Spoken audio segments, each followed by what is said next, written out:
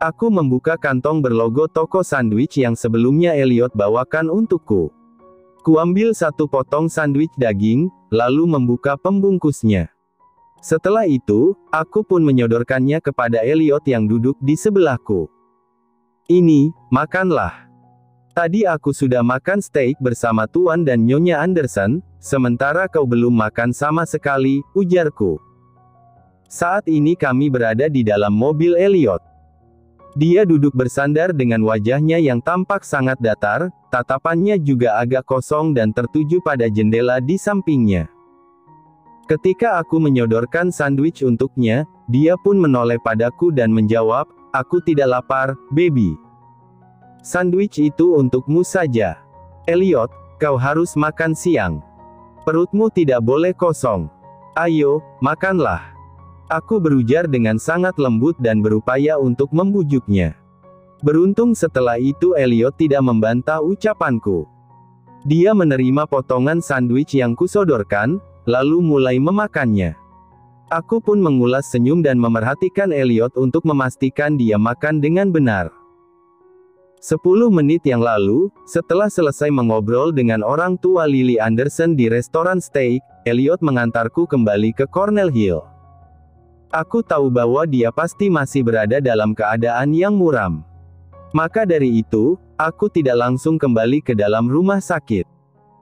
Aku duduk bersamanya di sini untuk menemani, sekalian pula menyuruhnya makan. Oh, ini masih pukul 12:30, masih ada waktu sekitar setengah jam sebelum nanti aku melakukan pemeriksaan kepada beberapa pasien rawat inap pada pukul 1. Apa kau masih merasa sedih? Tanyaku sembari menjulurkan tanganku ke rambut Elliot. Aku menyapu rambutnya ke belakang dan mengusapnya perlahan, persis seperti yang selalu aku lakukan pada Evan dan Ervin. Tidak, jawab Elliot tanpa menatapku, mulutnya mengunyah sandwich yang dia makan. Tidak mungkin. Saat tadi mendengar semua yang diberitahu orang tua Lily, kau pasti benar-benar syok dan tak menyangka, ya. Aku memahami bagaimana perasaanmu, Elliot. Kau pasti sedih sekali, kataku. Elliot hanya diam. Beberapa saat kemudian, setelah selesai memakan satu potong sandwich, dia menatapku dengan mata coklatnya yang tajam namun teduh. Kau tahu apa yang membuatku merasa jauh lebih sedih, baby? Aku mengangkat kedua alisku. Kau, kata Elliot, aku jauh lebih sedih karenamu. Aku merasa bersalah padamu, baby. Kau bersikap baik dan mau tetap berada di sampingku, padahal kau tahu kalau aku sedang menyelesaikan masalah lama tentang wanita yang pernah bersamaku. Aku menghela napas mendengar penuturan Elliot. Kuhentikan gerakan tanganku yang mengusap rambutnya, lalu menatap sendu ke arahnya. Kau seharusnya cemburu, baby. Kau seharusnya marah dan menghindar. Tapi mengapa kau justru bersikap seolah ini adalah masalah kita bersama? Ucap Elliot dengan keningnya yang berkerut dalam. Elliot, aku istrimu. Aku pernah bilang padamu bahwa aku ingin mengenalmu sedalam yang aku bisa. Alasannya adalah karena aku tak ingin asing denganmu, mengingat kita menikah pun dengan cara yang agak eksentrik dan saat itu aku belum benar-benar tahu siapa dirimu. Aku cemburu. Tentu saja.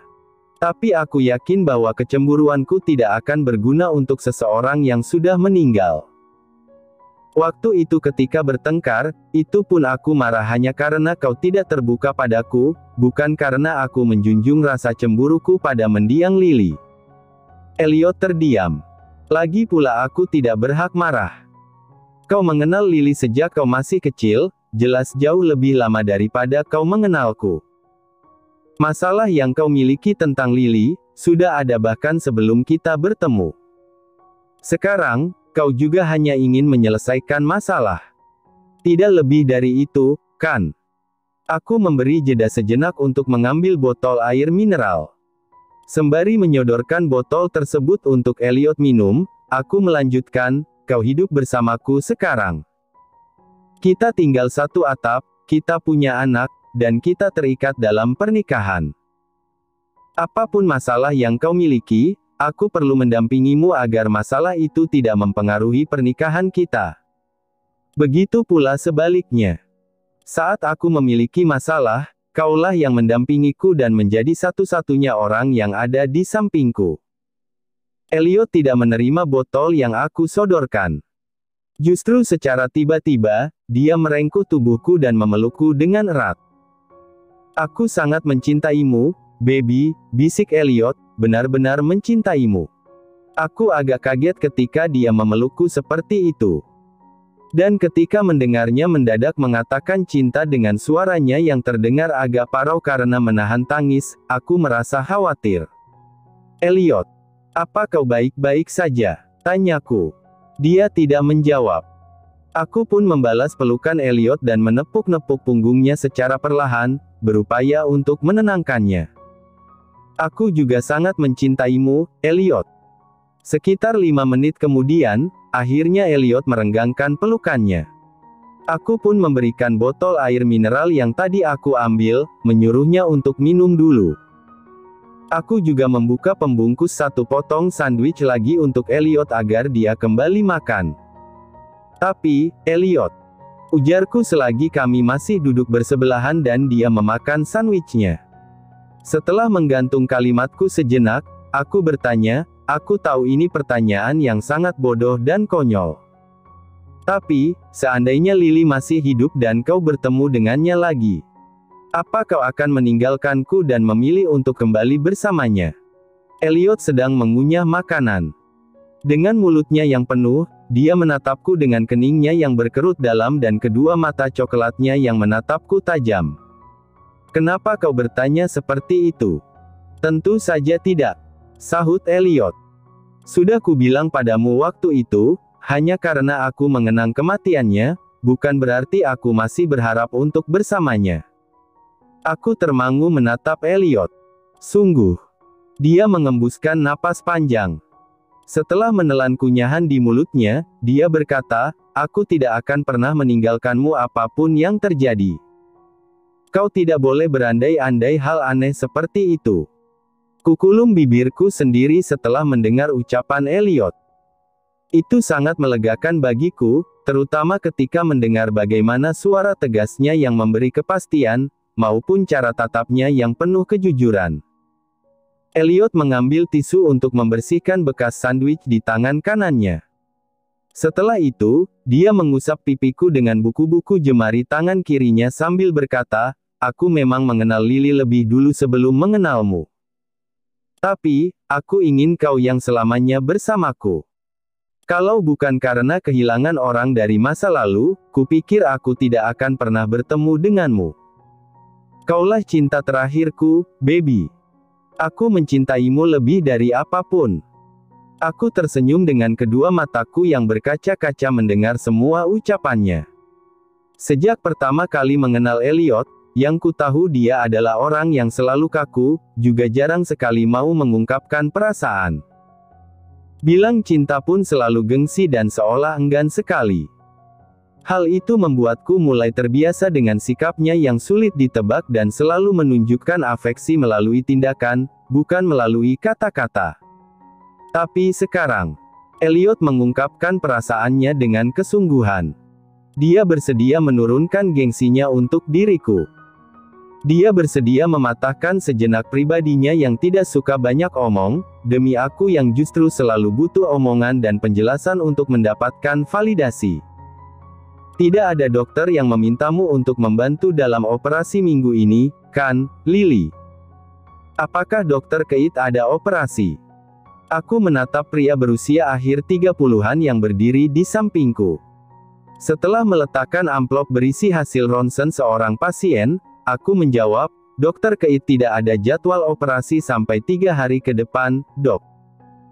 Berarti besok lusa, pukul 10 pagi, kau bisa ikut denganku dan membantuku dalam operasi vaskular, kan? Dia bertanya lagi dengan wajahnya yang tampak semringah. Iya, dok. Bisa. Bagus. Dokter seniorku itu berseru senang sambil mengangkat kedua tangannya yang terkepal ke udara, seolah merasa menang. Tepat sesaat kemudian, Keith masuk ke ruangannya ini. Aku memang sedang berada di ruangan Keit untuk memberikan beberapa keperluan pasien yang akan kami periksa. Keit berdeci pelan melihat rekannya sesama spesialis bedah saraf bertingkah seperti itu. Dia mencibir, kau seharusnya izin dulu padaku jika ingin meminta bantuan Lily. Lily adalah residen asuhanku. Kau tidak boleh mengacau. Walaupun ternyata besok lusa kau punya operasi mendadak dan membutuhkan bantuan residen, kau tidak boleh merebut Lily. Aku sudah duluan mengajaknya membantuku, tutur dokter bertubuh agak gempal itu pada Keit, sedikit mengancam. Mereka sempat berdebat, tetapi ku tahu perdebatan itu hanya untuk bergurau saja. Setelah akhirnya Keit mengusir dokter itu agar keluar dari ruangannya, Keit menghela napas dan beralih menatapku. Hasil ronsennya sudah ada? Tanya Keit. Sudah. Ini, baru saja ku bawa ke sini, jawabku sambil memberikan amplop coklat yang tadi ku letakkan saat mengobrol dengan dokter yang memintaku ikut dalam operasi besok lusa. Keit membuka amplop tersebut dan mengeluarkan isinya. Dia memerhatikan dengan teliti bentuk tengkorak dan otak pasien yang terpampang di sana. Aku sudah memeriksa pasien itu 1 jam yang lalu. Dia mengeluh kepalanya sangat sakit lebih daripada biasanya, jelasku. Tentu saja sakit. Tumornya besar sekali, Keit bergumam tanpa memindahkan pandangannya dari benda yang masih dia pegang. Nanti biar aku yang memeriksanya lagi. Aku akan memberikan obat pereda dan memastikan kondisinya sebelum operasi minggu depan. Baiklah. Bagaimana dengan Tuan Harrison? Dia sudah siap dipindahkan? Tanya Keit. Iya. Nanti sore tenaga medis dari rumah sakit jiwa di Brooklyn akan datang dan membawa Tuan Harrison. Keluarganya yang tempo hari datang pun juga sudah mengetahui ini. Syukurlah kalau begitu. Dia akan mendapatkan perawatan yang sesuai di sana. Aku tersenyum dan mengangguk. Beberapa menit kemudian, sambil meletakkan lembar hasil ronsen ke atas meja kerjanya, Keit mendadak menyingkirkan semua pembicaraan tentang pasien. Tanpa menatapku, dia bertanya, kau membicarakanku dengan Selena? Maksudnya, Selena curhat padamu bahwa dia khawatir aku masih memiliki perasaan padamu, kan? Aku terdiam. Ketika dia akhirnya menatapku, aku pun menghela napas dan memasukkan kedua telapak tanganku di saku jas putih yang aku kenakan. Aku tak menjawab pertanyaannya tadi, tetapi justru berkata, jelaskanlah pada Selena bahwa kekhawatirannya itu tidak benar. Bagaimana jika itu benar? Apa maksudmu, Keit? Jangan mengada-ada. Tukasku dengan suara yang agak meninggi. Keit tersenyum simpul. Sembari berbalik untuk melangkah ke belakang meja kerjanya, dia merespons, aku hanya bercanda, Lily. Kenapa kau serius sekali? Masih tetap berdiri di tempatku, aku menatap Keit dengan keseriusan yang masih terpampang di wajahku. Kuharap kau tidak melontarkan kalimat bercanda seperti itu di hadapan Selena. Dia bisa salah paham. Aku tahu. Tidak usah menganggap serius candaku. Tenanglah. Aku tidak akan bisa tenang jika diriku mendadak dilibatkan dalam masalah orang lain, padahal aku tidak tahu apa-apa dan aku tidak merasa melakukan hal buruk apapun. Tapi apa kau pikir aku tidak merasa bersalah? Kau harus mengerti bahwa kekhawatiran Selena timbul karena dia sangat mencintaimu dan ingin bersamamu, Keit. Aku benar-benar salut pada pertemananmu dengan Selena. Menakjubkan. Bahu-membahu saling membela dan memuji. Haruskah aku tepuk tangan? Jangan mengalihkan pembicaraan. Keit terkekeh pelan. Sudahlah, kau tidak perlu ikut-ikutan khawatir.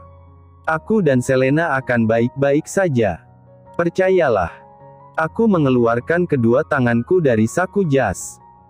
Sedikit membungkus saat kuletakkan kedua telapak tanganku ke pinggiran meja kerja Keit, aku menatapnya yang penuh ketajaman dan mengintimidasi. Aku tidak ingin ikut campur. Aku juga tidak mau menempatkan diriku pada masalah yang dimiliki orang lain, apalagi kau dan Selena. Tapi, kuharap kau tidak mengacau. Kau adalah pria yang sangat brengsek kalau sampai kau menyakiti dan mengecewakan Selena. Aku akan memukulmu. Sungguh, ujarku dengan nada bicara yang penuh penekanan dan agak mengancam. Wow, Lily. Dari mana kau tertular sifat seperti ini? Dari Elliot. Apakah dia yang mengajarimu? Kemana perginya Lily yang penyabar dan bermulut manis? Mengapa kau jadi menyeramkan dan pandai mengancam begini? Kate mengernyit heran dan berdecak beberapa kali, jelas dengan tujuan untuk bercanda. Aku pun kembali berdiri tegak. Sambil tersenyum bangga, aku berkata, aku akan menjadi seperti suamiku di saat-saat tertentu saat dibutuhkan. Sebelum Kate merespons ucapanku, ponselku berdering. Aku pun menunduk dan mengeluarkan benda itu dari saku jas putihku.